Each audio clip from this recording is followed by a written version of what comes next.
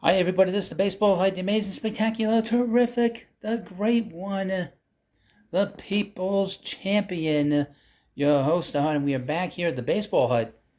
As I record this video, the Met game's still going on stupid Apple Plus TV, listening to the radio, which is not a problem. Listen to the radio; they're pretty good, those guys. But my thoughts on really the start of what should be a turnaround in this second half it's not going so great right now. But before we get into this, of course, please subscribe to the Baseball Hut and let me know what you think. It is now, July 14th? We're 18 days away from the trading deadline. But Justin Verlander, Mets signed him to a big deal. Now the alternative would have been for the Mets to sign Jacob deGrom, and as we know, Jake is hurt. He's going to be out for possibly maybe 2 seasons with the Texas Rangers. But with the Mets right now, which is our focus here on this channel, Justin Verlander did not pitch well in this game.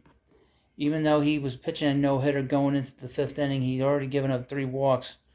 And he gave up 3 straight walks in the 5th inning against the Dodgers. And that is not a great Dodger lineup. They're really preparing themselves to bring in a big player for next season, either be Ohtani or whomever.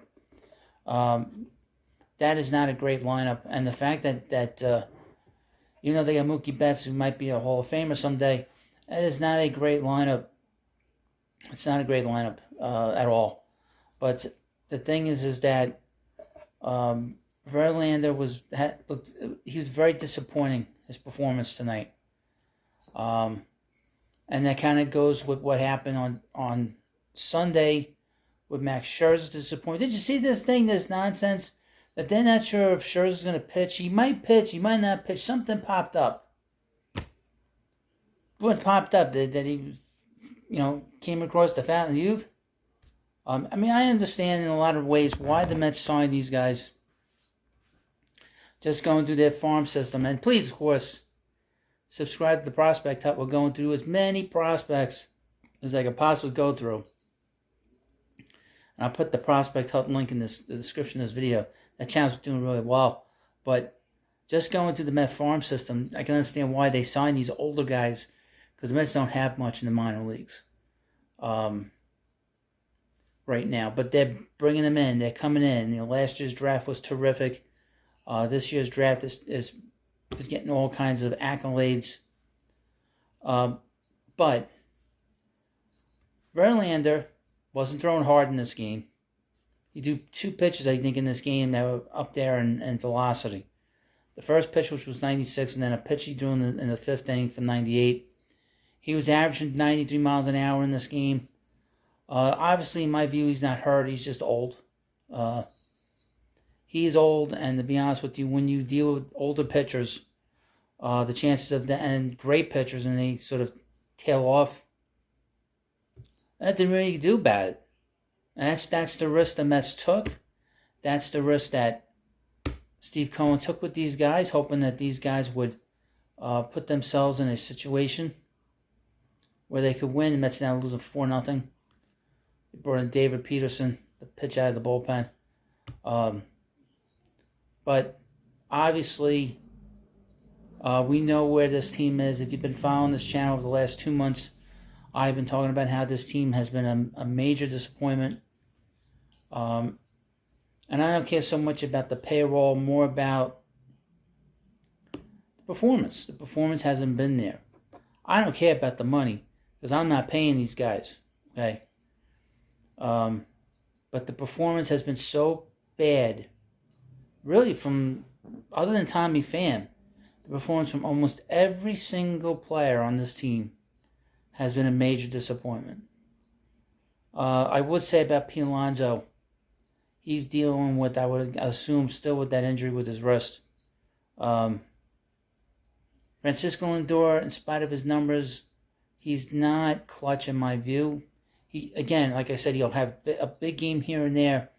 He'll beef up his numbers, and then he disappears for 10 games, which is kind of what he did in San Diego. Disappeared. He had a huge series, and in Arizona, and he disappeared in that series against San Diego, and he hasn't done much in his first game back from the All-Star break. Mets are being shut out right now. Now, before the game, Mets general manager Billy Epler basically told the media that the team is willing to not only buy and trade for players, veteran players, but they're also interested in selling. And what do we mean by selling? We mean trade Mark Canha, trade Tommy Pham, trade David Robertson, trade Adam Ottavino, possibly look to see if you can move Max Scherzer. To me, Verlander is not going to go anywhere. You've got to have at least one of them here.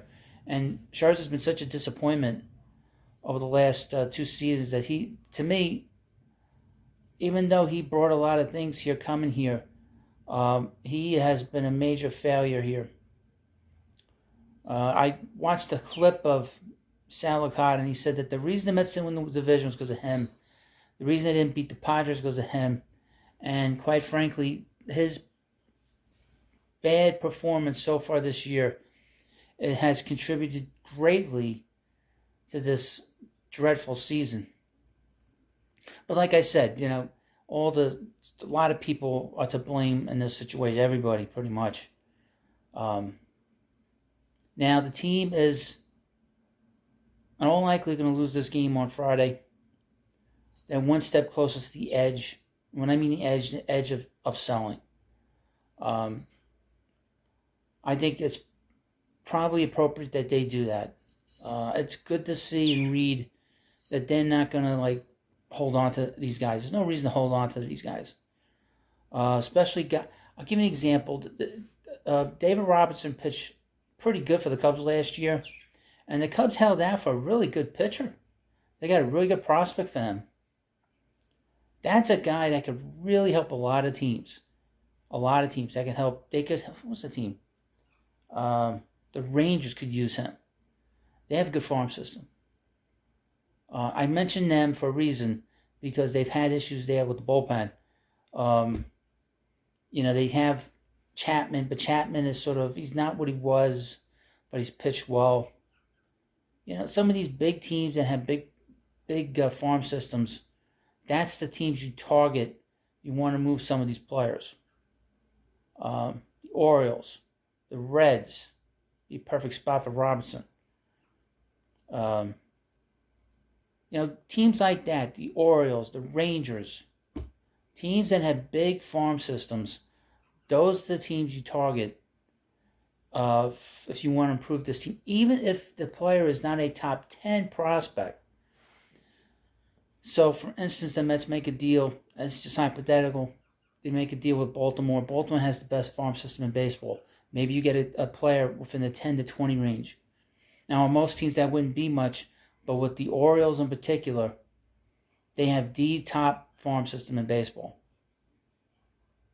That, to me, is the kind of stuff the Mets should be looking for, in particular with Robertson. These other guys, just to get them out of here, there's no reason to play them. I like to see, Mark Vientos. I think we all want to see Mark Vientos play. I think we all want to see Ronnie Mauricio play. I think these guys are proven enough down there. Just bring them up and play them, and let the chips fall where they may. There's no reason to keep Daniel Vogel back here. Get him out of here. We know I've done enough videos on him to choke a horse. Well, that's an unfortunate comment when it comes to talking about him. But the point being is that the time is right to make these moves. The time is right now to trade these guys. Look, I've said this plenty of times. I'm not associated with the team. I'm a fan of the team. I'm not associated with any of these media people that are on this platform, like Barstool. I'm not a ranting and raver who they promote on Barstool. I'm not part of the media. I'm just a guy who watches the Mets every day. I follow the team. I follow the prospects. I want to see the team win. I'm telling you, the right course of action for this team right now is to sell some of these players. And to give some of these younger guys a chance to play every day. Instead of seeing Brett Beatty struggling, maybe you put Mark Vientos a little bit at third. Maybe he can do a better job offensively.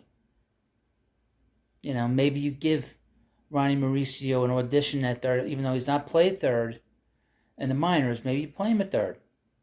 Play him. I heard he's not that good at second, by the way. I was reading that they're not too happy with his playing at second. He might be more of a left fielder at this point. But I like to see that. The team's not going anywhere. I mean, they're so far behind. And what was that thing that Terry Collins said years ago, that if these guys don't want to do it, if these guys can't do it, they have guys in AAA that are willing to play hard and win. That would be something that we could see. I'd like to see these guys play. Maybe they turn around. Maybe they get rid of some of these guys. They're bringing these young guys that are hungry, want to play hard, want to play every day, want to get a chance, and maybe they do a better job. I don't know. Oh, you let me know what you think about this video. I'm trying to keep it real. About Verlander, about Scherzer, and about this team, which I've done for the last 2 months now. And believe me, it kills me to do these kinds of videos. Trust me. I didn't want to do this kind of stuff. But be that as it may, you got to be honest. You got to say it like it is and tell it like it is, which I do. Maybe not to my own benefit, but that's okay. Well, let me know what you think about this video. And, of course, please subscribe to the Baseball Hut. Check out the Prospect Hut. And I'll see you later.